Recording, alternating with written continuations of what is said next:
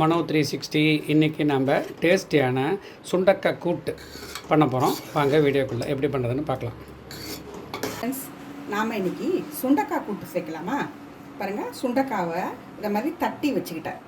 தட்டி வச்சுட்டு அந்த விரையை வந்து அப்படியே எடுத்துடணும். ஏன்னா விரை வந்து ரொம்ப கசக்கும். இப்போ மேலேன்ட்டு அப்படியே எடுத்துட்டிங்கன்னா அந்த விரெல்லாம் அப்படியே கீழே இறங்கிடும். மேலே மட்டும் எடுத்து அப்படியே போட்டுக்க வேண்டியது தான். அது சுண்டக்காய் கூட்டுக்கு 1 கப்பு பருப்பு போட்டுக்கலாம். தோரம் பருப்பு அதை வறுக்கலாம்.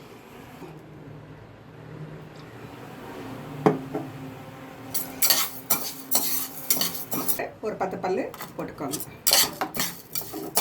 அந்த வறுக்கிறதோடவே சேர்த்து பூண்டு, தோரம்பருப்பு, காஞ்ச மிளகாவும் சேர்த்து வறுக்கலாம்.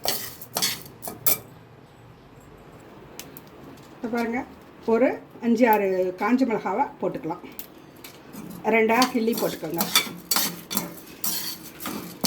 இது இப்போ தோரம்பருப்பு, பூண்டு, காஞ்ச மிளகா நல்லா பொன்னிறமாக வறுக்கிறோம்ல, இப்படியே ஒரு உப்பு வச்சு அரைச்சா ஒரு தோரம்பருப்பு தொகையிலாயிடும். நல்லா சூப்பராக இருக்கும். இல்லை ரசம் சாதத்துக்கு எல்லாத்தையும் வச்சு சாப்பிட்லாம். அது ஒரு ஸ்டெப்பு. நீங்கள் அந்த மாதிரி கூட பண்ணிக்கலாம் நீங்கள் சில சமயத்தில். இப்போ நம்ம அடுத்த லெவலுக்கு நம்ம சுண்டைக்காயத்துக்கு போகிறோம். நம்ம இப்போ இதை எடுத்து கொட்டிட்டு இந்த சுண்டைக்காயை வதக்கி விடுவோம். இன்னும் ஒரு ஸ்பூன் எண்ணெய் விட்டு நம்ம இந்த சுண்டைக்காவை இது பண்ணிக்கலாம். இந்த விரையை வந்து கீழே எடுத்துட்டு மேலே அது மட்டும் போட்டுக்கணும்.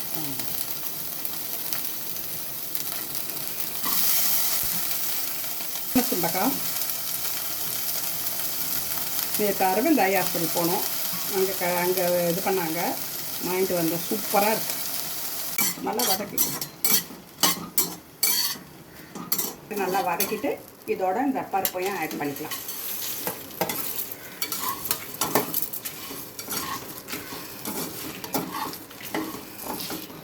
இது ரொம்ப சிம்பிளாக இருக்கும், ஆனால் ரொம்ப டேஸ்டியாக இருக்கும். இது ஒரு தடவை செஞ்சு பாருங்கள். இந்த கூட்டை எவ்வளோ தண்ணி விட்டப்ப ஒரு மூழ்கிற அளவுக்கு அது மூழ்கிற அளவுக்கு தண்ணி ஊற்றி வேக விட்டுடலாம். உப்புலாம் போடணுமா? இப்போ இது வெந்ததுக்கு அப்புறமா போட்டுக்கலாம். ஃபைனலாக புளி கரைச்சி ஊற்றுவோம்.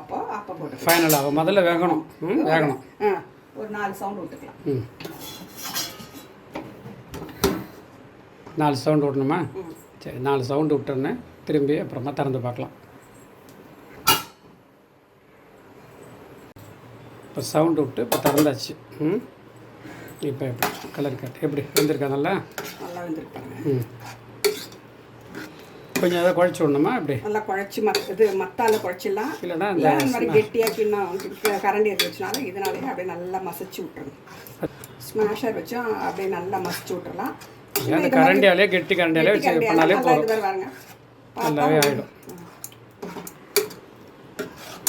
ஒரு டீஸ்பூன் உப்பு போட்டுங்க. கல் உப்பு போட்டிருக்கேன். எல்லாம் மசிச்சதுக்கப்புறம் வந்து உப்பு போட்டுக்கணும். போட்டுடலாம். ஒரு கோலி குண்டு அளவு புளியை ஊற வச்சு வச்சுருக்கேன்.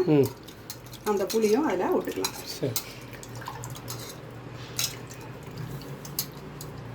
அது ஒரு கொதிக்கணும். இந்த புளி தண்ணி ஊற்றி ஒரு கொதிக்கணும்.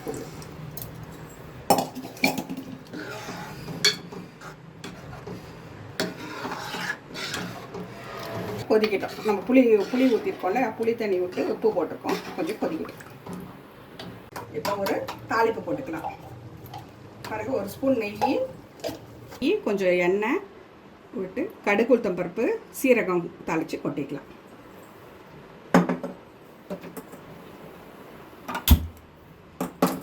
ஒரு 1/2 ஸ்பூன் உளுத்தம் பருப்பு, 1/2 ஸ்பூன் கடுகு, ஒரு 1/4 ஸ்பூன் சீரகம், பெருங்காயத்தூள்,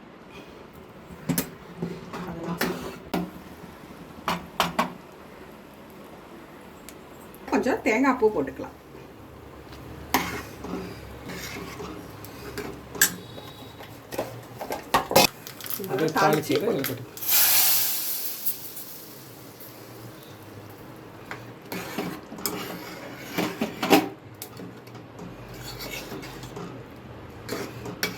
சூப்பரான சுண்டக்காய் கருவேப்பிலை கொத்தமல்லி போட்டு இப்போ கருவேப்பிலை கொஞ்சமும் கொத்தமல்லி கொஞ்சம் போட்டு இறக்கிக்க வேண்டியது தான்.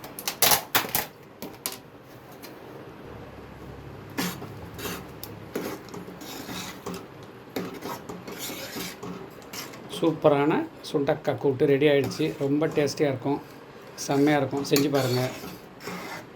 சூப்பராக வந்திருக்கு சுண்டக்காய் கூட்டு, ரொம்ப அருமையாக வந்திருக்கு. உடம்புக்கும் நல்லது சுண்டக்காய். இது மாதிரி சுண்டக்காய் கூட்டு செஞ்சு பார்த்துட்டு எப்படி இருக்குன்னு சொல்லிட்டு கமெண்ட் பண்ணுங்கள், லைக் பண்ணுங்கள், ஷேர் பண்ணுங்கள், சப்ஸ்கிரைப் பண்ணுங்கள். இன்னொரு வீடியோவில் சந்திக்கலாம். பாய்.